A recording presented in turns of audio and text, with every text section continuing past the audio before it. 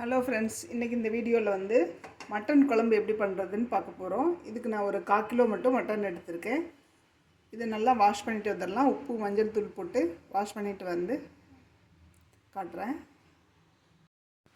இப்போ இந்த மட்டன் குழம்புக்கு தேவையான மசாலா வந்து நம்ம அரைச்சிக்கலாம். இதுக்கு வந்து ஃபஸ்ட்டு நல்லெண்ணெய் சேர்த்துக்கலாம். நல்லெண்ணெய் தாங்க மட்டன் குழம்புக்கு ரொம்ப நல்லா இருக்கும். கொஞ்சமாக சேர்த்துக்கோங்க. இது கூட நம்ம வந்து ஒரு 6 ஸ்பூன் வந்து மல்லிக்கு சேர்த்துக்கிறோம். மல்லி வந்து ஒரு பெரிய ஸ்பூனில் 6 ஸ்பூன் எடுத்து வச்சுருக்கேன். அந்த மாதிரி நிறையா சேர்த்துக்கோங்க. சீரகம் வந்து ரொம்ப கம்மியாக சேர்த்துக்கோங்க. ஏன்னா ஜாஸ்தி இப்போ சேர்த்துட்டிங்கன்னா கொஞ்சம் கசப்பாக இருக்கும். சீரகம் வந்து சின்ன ஸ்பூனில் 1 ஸ்பூன் சேர்த்துக்கோங்க, சரியாக இருக்கும். குழம்பு கொஞ்சம் கூட வேணும்னா நீங்கள் மல்லி வந்து கொஞ்சம் எக்ஸ்ட்ரா சேர்த்துக்கோங்க. ஒரு 2 ஸ்பூன் எக்ஸ்ட்ரா சேர்த்துக்கோங்க. இது கூட சீரகம் வந்து 1 ஸ்பூன் சேர்த்துக்கிறோம். மிளகு வந்து ஒரு 1/2 ஸ்பூன்.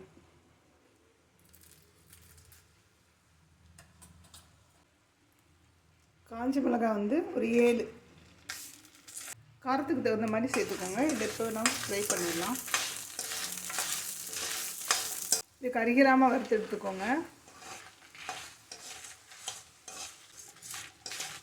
இப்போ இது நல்லா வறுத்துருச்சு. இதை பார்க்குறதுக்கு வந்து நம்ம அந்த மல்லி எடுத்து நசுக்கி பார்த்தோம்னா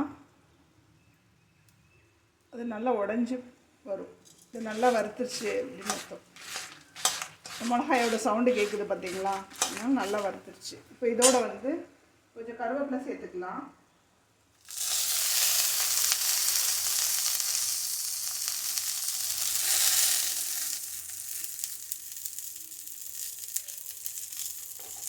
இதையும் நல்லா வறுத்துக்கலாம்.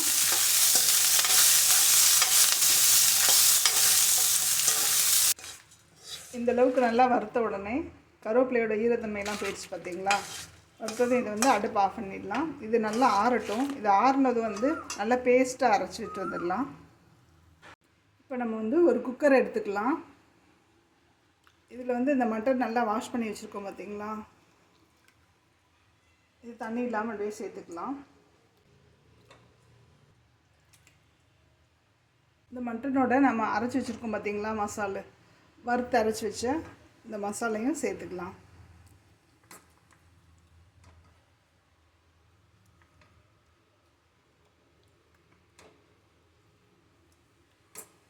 இந்த மிக்ஸி ஜாரை கழுவி தண்ணி இதை விட்டு சேர்த்துக்கலாம். இந்த மட்டனுக்கு தேவையான அளவு கொஞ்சம் உப்பு சேர்த்துக்கிறோம். இதை நல்லா மிக்ஸ் பண்ணி விட்டுடலாம். நான் கல் உப்பு தாங்க சேர்த்தேன், நீங்களும் அதையும் சேர்த்துக்கோங்க, நல்லாயிருக்கும். இது ரொம்ப கெட்டியாக இருக்கிறதுனால இன்னும் கொஞ்சம் தண்ணி சேர்த்து இதை நம்ம வேக வச்சிடலாம்.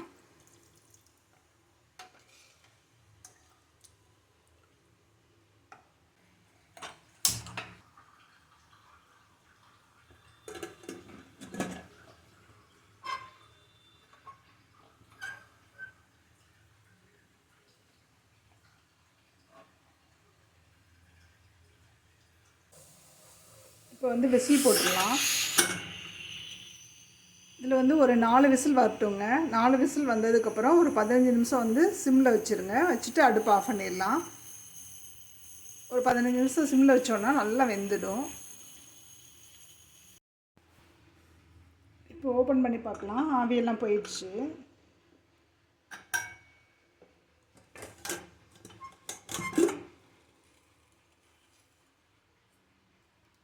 பாருங்கள், மட்டன் நல்லா வெந்துருச்சு.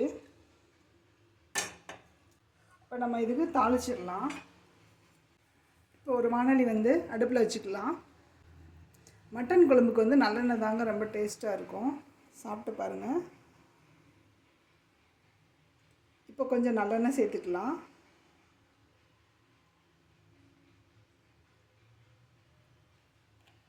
இதில் கொஞ்சம் கடுகு உளுந்தம் பருப்பு சேர்த்துக்கலாம்.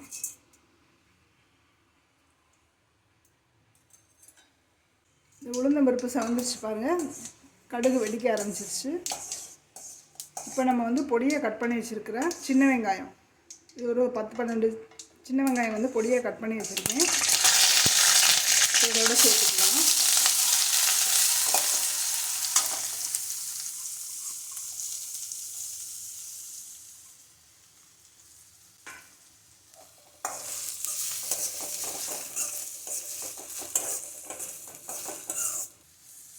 இதை நல்லா வதக்கிக்கோங்க.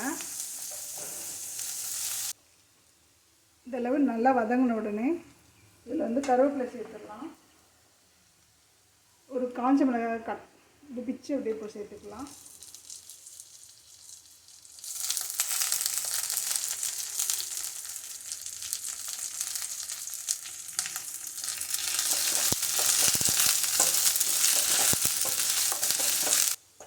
கருவேப்பிலை நல்லா வெடித்த உடனே இது வந்து அந்த மட்டன் குழம்பு இருக்குது பார்த்தீங்களா, அதை வந்து இதோட சேர்த்துடுவோம்.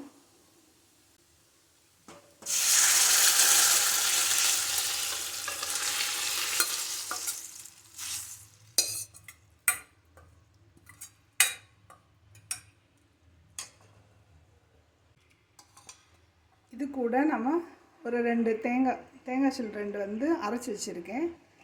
இந்த விழுதையும் இதோட நம்ம சேர்த்துடுறோம்.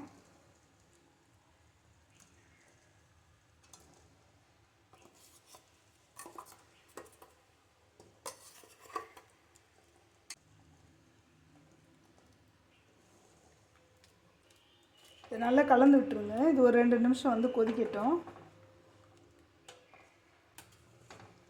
பாருங்கள், நல்லா கொதிச்சிருச்சு. இப்போ நம்ம டேஸ்ட் பண்ணிக்கலாம், உப்பு உரப்பெல்லாம் கரெக்டாக இருக்கான்னு.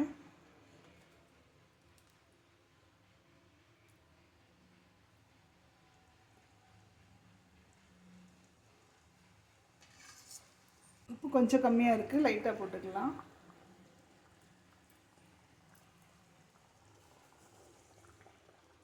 அவ்வளோதாங்க, சூப்பரான மட்டன் குழம்பு ரெடி ஆயிடுச்சு. இது நம்ம வந்து ரைஸு, இட்லி, தோசை எல்லாத்தோடையும் சேர்த்து சாப்பிடலாம்.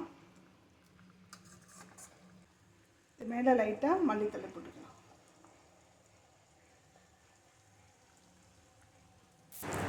இந்த மாதிரி நீங்களும் மட்டன் குழம்பு செஞ்சு பாருங்கள். செஞ்சு பார்த்துட்டு நம்ம சேனலில் லைக் பண்ணுங்கள், ஷேர் பண்ணுங்கள், சப்ஸ்கிரைப் பண்ணுங்கள். Thank you friends.